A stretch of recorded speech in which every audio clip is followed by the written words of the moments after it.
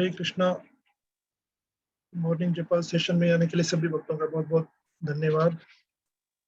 आज का शिला प्रभुपाद जी का कोट है 1968 letter to Aniruddha. Think of Krishna always and try to work sincerely and everything will come automatically. इसका हिंदी में अनुवाद है, सदैव श्री कृष्ण का चिंतन करो और गंभीरता के साथ कार्य करो और फिर सब कुछ अपने आप होता जाएगा। हरे कृष्णा प्रभु जी, धन्यवाद, प्रणाम। हरे कृष्णा, धन्यवाद, प्रणाम।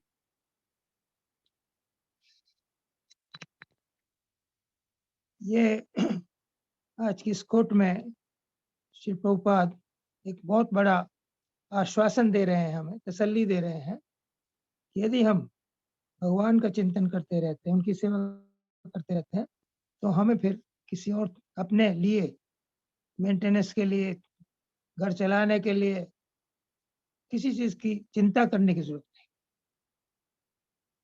भगवान पूरी देखभाल करते हैं। भगवत गीता में भगवान इस तरह के कई आश्वासन में देते हैं। अनन्यश्चिन्तयन्तु माम ये जना पर्युपास्ते तेषाम नित्य अभियुक्ता नाम योगक्षेमम वहाम्यहम्। कि जो भक्त अनन्यश्चिन्तयन्तु, अनन्य भाव से, एक निष्ठ भाव से मेरी आराधना करते हैं, मेरी पूजा करते हैं, उसमें लगे रहते हैं, तेषाम नित्य अभियुक्ता नाम, जो इस प्रकार मेरे सब में लगे हुए हैं, योग क्षेमम वहाम्यहम्, उनका जो योग और क्षेम है, जो उनके पास नहीं है, उसे मैं जुटाता हूँ और जो है उसकी रक्षा करता हूँ। क्षिप्रम भवति धर्मात्मा शश्वत शांतिम निगच्छति कौन्तेय प्रतिजानी न मे भक्तः प्रणश्यति। इस श्लोक में भगवान अर्जुन से डिक्लेयर करा रहे हैं कि निडर होकर घोषणा कर दो कि मेरे भक्त कभी कोई अनिष्ट नहीं होता। सर्वधर्मान परित्यज्य माम एकम शरणं व्रज अहम त्वाम सर्व पापेभ्यो मोक्षयिष्यामि मा शुचः। भगवद गीता के अंत में भगवान स्वयं हमें कहते हैं कि तुम सब धर्मों को, सब पंथों को, सब सहारों को, सब आश्रयों को छोड़कर मेरी शरण में आ जाओ, तो मैं तुम्हें सब प्रकार के पापों से, कष्टों से, भय से मुक्त कर दूंगा। इसके बारे में हमें चिंता करने की कोई आवश्यकता नहीं है। हमें केवल भगवान श्री कृष्ण का और उनके भक्तों का आश्रय ग्रहण करना है। अनेकों उदाहरण हमें मिलते हैं। इसका बड़ा सटीक उदाहरण, नारद मुनि जब मृगारी के पास गए, रास्ते में देखा नारद मुनि ने कि अनेक पशुओं को अधमरा करके छोड़ा हुआ है, किसी ने तड़प रहे हैं, तो मृगारी के पास गए। मृगारी से पूछा तुमने किया? कि हाँ। ऐसा क्यों किया? उसने कहा हमारी ये परंपरा है, इन्हें तड़पते देखकर हमें बड़ी खुशी होती है। नारद ने कहा तुम्हें इसका परिणाम मालूम है? कि नहीं। दिखाया कि वो पशु जिनका उन्होंने वध किया था, वो इंतजार कर रहे हैं कि कब वो आएगा और कब उसका हम वध करेंगे, बड़े बड़े हथियार हाथ में लेकर। उसने कहा मैं क्या करूं? नारद ने कहा तुम सब कुछ छोड़कर तुलसी का गमला लगाकर हरे कृष्ण कृष्ण कृष्ण हरे हरे, हरे राम राम राम निरंतर भगवान के नाम का जप। फिर उसने वही प्रश्न जो आज का है कि मेरे मेंटेनेंस का क्या होगा, मेरा गुजारा कैसे चले? नारद ने कहा कि तुम चिंता मत करो, तुम्हारे लिए मैं भेज दूंगा, मैं इंतजाम करूँ। उसने नारद की बात पर विश्वास किया और वो भजन में लग गया। जब गांव वालों ने देखा कि ये जो इतना बड़ा पापी था, ये भक्त बन गया, तो वो उसके लिए प्रतिदिन कुछ ना कुछ रोटी, सब्जी, दूध, दही सब कुछ भिजवाने लगे। इतना भिजवाने लगे कि जिस ना उसकी आवश्यकता से बहुत अधिक था। तेषाम नित्य अभियुक्ता नाम योगक्षेम वहाम्यहम्। तो भगवान जरूर नहीं है कि स्वयं आकर करे, कि बहुत तो उनके पास बड़े साधन है, उनके द्वारा वो कर सकते हैं, करते हैं। रघुनाथ दास गोस्वामी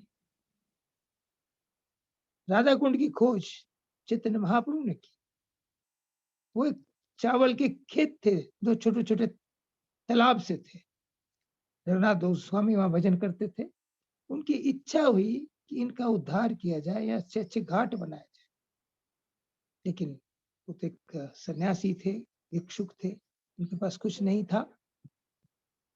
उन्होंने कहा कि ठीक है। उन्होंने अपनी इस इच्छा को ज्यादा महत्व नहीं दिया। लेकिन भगवान ने महत्व दिया। बद्रिकाश्रम में एक भक्त जिसे बहुत लाभ हुआ था बिजनेस में, वो गया और भगवान बद्रीनाथ की सेवा करना चाहता। बद्रीनाथ ने उसे आदेश दिया कि तुम वृंदावन चले जाओ और वहां रघुनाथ दास गोस्वामी एक भक्त हैं, उनसे पूछो कि क्या सेवा करनी है। ये जो धन तुम यहाँ लगाना चाहते हो, इसको वहां लगाओ। वो व्यक्ति पूछता पूछता आया, रघुनाथ दास गोस्वामी के पास पहुंचा कि क्या आप ही रघुनाथ दास गोस्वामी हैं? रघुनाथ दास ने कहा, हाँ मैं ही गोस्वामियों का दास रघुनाथ हूं। तो उसने अपनी कथा बताई कि इस प्रकार से मुझे बद्रीनाथ जी ने आपके पास भेजा है, मेरे पास इतना धन है, इसका जो आप चाहें जैसे इस्तेमाल कर सकते। फिर रघुनाथ ने सोचा कि मैं जो एक राधा कुंड श्याम कुंड इनका उद्धार करना चाह रहा था, उसके लिए कि भगवान ने ये धन मुझे भेजा है। उन्होंने फिर उनका उद्धार किया। तो उनकी एक भक्त की शुद्ध इच्छा थी, भगवान ने उसकी पूर्ति की। इसी प्रकार एक और अच्छी कथा हम देखते हैं, जीवन ठाकुर। वो वाराणसी में रहते थे, भगवान शंकर के भक्त, बहुत अच्छे भक्त थे भगवान शंकर के, लेकिन वो निर्धन थे। उनकी एक बेटी थी, वो सयानी हुई, विवाह के लायक हुई, लेकिन उसके विवाह करने के पास उनके पास धन नहीं। उन्होंने भगवान शंकर से प्रार्थना की, मैं क्या करूं, कैसे करूं इसका। उन्होंने कहा कि तुम वृंदावन चले जाओ, वहां सनातन गोस्वामी नाम के एक भक्त हैं, वो तुम्हारी समस्या का हल कर।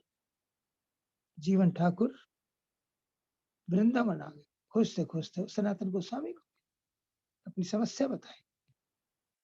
सनातन गोस्वामी ने कहा कि देखो वहां डस्टबिन में मुझे एक पत्थर मिला था बहुत दिन पहले। पत्थर लोहे को छूता है तो लोहे को सोना बना दे, तुम्हारे किसी काम आए। डस्टबिन के पास गया, उसको कुरेदा, उसमें पत्थर मिला, पास एक कील मिली पड़ी थी लोहे की, उसको छुआ, वो सोने की बन गई। बड़ा प्रसन्न हुआ, नाचने लगा, मेरे सारे संकट मिट गए। सनातन गोस्वामी के पास आया, उनका धन्यवाद किया, चल पड़ा अपने घर के। थोड़ी दूर गया था, उसने सोचा इन महात्मा ने इस पारस पत्थर को जो इतना बहुमूल्य है डस्टबिन में फेंक रखा था। निश्चित रूप से इनके पास इससे भी महत्वपूर्ण, इससे भी बहुमूल्य कोई और वस्तु होगी। लौट कर आया, सनातन गोस्वामी से प्रार्थना की, महात्मा आपने इस पारस पत्थर को डस्टबिन में फेंक रखा था, विक्षित कर रखा था, आपके पास इससे भी अच्छी कोई चीज है क्या? सनातन गोस्वामी ने कहा, हाँ मेरे पास इससे भी अच्छी चीज है। तो अब मैं वो चाहता हूँ, अगर तुम्हें, सनातन गोस्वामी तुम्हें वो चाहिए तो इस पारस पत्थर को तुम यमुना में फेंक कर और यमुना में स्नान करके आओ, फिर मैं तुम्हें दूंगा। वो व्यक्ति दुविधा में पड़ गया, इतनी कीमती वस्तु मैं यमुना में फेंक दूं, उसके बदले में मुझे कुछ इससे कीमती ना मिले तो क्या होगा। लेकिन उसने महात्मा जी की बात पर विश्वास किया, गया उस पारस पत्थर को यमुना में फेंका, यमुना में स्नान कर कर साफ सुथरे वस्त्र पहनकर आया। सनातन गोस्वामी ने उसे हरे कृष्ण महामंत्र में दीक्षित किया। हरे कृष्ण कृष्ण कृष्ण हरे हरे, हरे राम राम राम हरे। जैसे उसने ये महामंत्र प्राप्त किया, दीक्षा ली, उसे एक विशेष आनंद की अनुभूति हुई। वो सारी चिंताएं मुक्त हो, उससे मुक्त हो गया। वो भूल गया कि इसकी कोई जिम्मेदारी भी है, आनंद से रहने लगा। लेकिन भगवान नहीं भूले उसकी जिम्मेदारी को।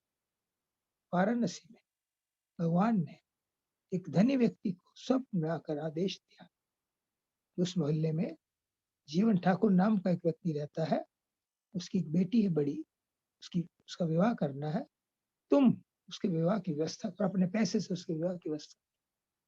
धनी व्यक्ति वहां गया, देखा, पता लगा जीवन ठाकुर की कन्या है, उसने बड़ी धूमधाम से उसका विवाह किया।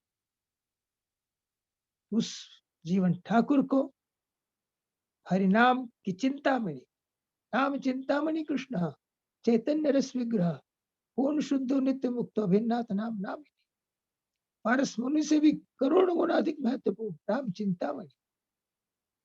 उसने उस चिंतामणि को स्वीकार किया, उस पारस मुनि को फेंक दिया। तो भगवान ने उसके लिए, उसकी कन्या के विवाह के लिए इंतजाम कर दिया। तो भगवान की यदि हम आश्रय ग्रहण करें, भगवान के भक्तों का आश्रय ग्रहण करें, उनके ऊपर निर्भर रहें, तो हमें किसी प्रकार की कोई दिक्कत नहीं आएगी। वो कथा भी हम जानते हैं। एक ब्राह्मण गीता का पाठ रोज किया करता था। उसमें एक श्लोक है, यही श्लोक है, अन्यश्चिन्तयन्ताम् ये जना पर्युपासते तेषां नित्याभियुक्तानां योगक्षेमं वहाम्यहम्। उसके घर बड़ी निर्धनता हो गई, उसके पास खाने को कुछ नहीं रहा। वो यमुना जी के किनारे बैठकर पाठ करता था। ये श्लोक आया, इस श्लोक के ऊपर उसने मिट्टी लगा दी। ये श्लोक ठीक नहीं है भगवत गीता। यदि ये ठीक होता तो मैं भूखा मरने की नौबत क्यों आती? उधर एक 8-9 साल का बालक बड़े सारे खाद्यान्न और हीरे जवाहरात भरकर घोड़े पर लाद कर लाया। ब्राह्मण का दरवाजा खटखटाया। उसकी पत्नी ने खोला। उनका कौन हो तुम? उनका मैं तुम्हारे पति का शिष्य। उसकी पत्नी ने कहा कि उन्होंने तो कोई शिष्य बनाया नहीं। नहीं, मैं उनका शिष्य हूँ। ये आपके लिए लाया। बड़ा मना किया, उन्होंने कहा नहीं आप रखिए, शाम को मैं फिर आऊँगा। उस महिला ने नोट किया, इस बालक के माथे पर मिट्टी पुती हुई थी। वो रखकर चला गया। ब्राह्मण आया, ब्राह्मण को सारी बात बताई। उसने कहा मैंने तो कोई शिष्य बनाया नहीं, कितना बड़ा था, कैसा था? उसने वर्णन किया। तो समझ गया कि वो शायद भगवान हो। इसलिए उसने बताया कि उसके माथे पर मिट्टी पुती हुई थी। तो फिर उसे अपनी भूल नजर आई कि जिस श्लोक पे मैंने मिट्टी पोती थी, वास्तव में भगवद गीता में, भगवान की वाणी में और स्वयं भगवान श्री कृष्ण में कोई अंतर नहीं। मुझसे बड़ी भूल होगी, तुम भाग्यशाली हो, तुमने उनके दर्शन किए। उसने कहा आप चिंता मत करो, शाम को फिर आने की क्या करें। शाम को फिर आए और उन्हें भी दर्शन दिए। उन्होंने कहा कि ब्राह्मण देवता, भगवद गीता के किसी श्लोक पर शंका मत कर, मेरी बात पर भरोसा रख, फिर कभी मिट्टी मत पोतना। हम देखते हैं इन उदाहरणों से, जैसे प्रभुपाद जी कहते हैं कि यदि हम भगवान का चिंतन करते हैं, भगवान की सेवा करते हैं, तो एवरीथिंग विल हैपन ऑटोमेटिकली। सब अपने आप हो जाता है। भगवान स्वयं करें, अपने भक्तों के द्वारा करें, किसी के द्वारा, हमारा काम हो जाएगा। ये बात विश्वास की है, श्रद्धा की है और भक्ति करने की है। श्रद्धा से, विश्वास से भगवान की भक्ति करें तो निश्चित रूप से हमें किसी प्रकार की कोई समस्या नहीं आएगी। यदि कोई समस्या आती है, वो समस्या हमारे भक्ति में प्रगति करने के लिए आती है। We should have that understanding. तत्ते अनुकंपम सुसमीक्षमाणो भुंजाने आत्मकृतम विपाकम हितवाक वपुर्भि विद्धन नमस्ते जीवितयो मुक्ति पदे सिद्धाय भाव। जो भगवान की अनुकंपा की, कृपा की प्रतीक्षा करता है और उसके जीवन में जो दुख आते हैं उन्हें अपने पिछले कर्मों का फल मानते हुए सहर्ष भोगता है और करता क्या है, हितवाक वपुर्भि विद्धन नमस्ते, और जो अपने हृदय से, वाणी से और अपने शरीर से भगवान की सेवा करता है, भगवान का नाम याद कर जप करता रहता है, सेवा करता रहता है, प्रीचिंग करता रहता है, जीवित यो मुक्ति पदे सदा। जो व्यक्ति इस प्रकार का जीवन व्यतीत करता है, वो मुक्ति पद, भगवान श्री कृष्ण जिनके पदों में मुक्ति लेटती है, उनकी कृपा प्राप्त करता है, उनका धाम प्राप्त करता है। ये श्लोक श्रीमद् भागवत का है और अनन्यश्चिन्तयन्तो ये श्लोक भगवद गीता का है। दोनों ग्रंथों के माध्यम से भगवान श्री कृष्ण हमें आश्वासन दे रहे हैं और उनके परम भागवत शुद्ध भक्त श्री प्रभुपाद उसको सपोर्ट कर रहे हैं। इसलिए पूरा विश्वास उन पर रखते हुए हमें अपने को भक्ति में लीनता से लगाना चाहिए। हरे कृष्ण कृष्ण कृष्ण हरे हरे, हरे राम राम राम हरे। इस महामंत्र की 16 माला का जप हमें करते रहना चाहिए। भक्तों का संग करें, 4 नियमों का पालन करें, भगवान हमारी हर प्रकार से सुरक्षा प्रदान करेंगे। रक्षति विश्वास हो, हमारा विश्वास होना चाहिए कि भगवान हमारी हर परिस्थिति में रक्षा प्रदान। हरे कृष्ण, धन्यवाद, thank you. Hare Krishna, thank you very much प्रभु जी। आपने बहुत ही सुंदर मैसेज दिया कि अगर हम भक्ति पूरे विश्वास के साथ अनइंटरप्टेड कंटिन्यूस करते रहते हैं तो हमारी भगवान जितने भी रिक्वायरमेंट है, हमारी जो भी प्रॉब्लम्स है, उनको भगवान खुद मैनेज करते हैं। हमें बस अटूट विश्वास होना चाहिए। थैंक यू वेरी मच प्रभु जी। हरे कृष्णा। Thank you.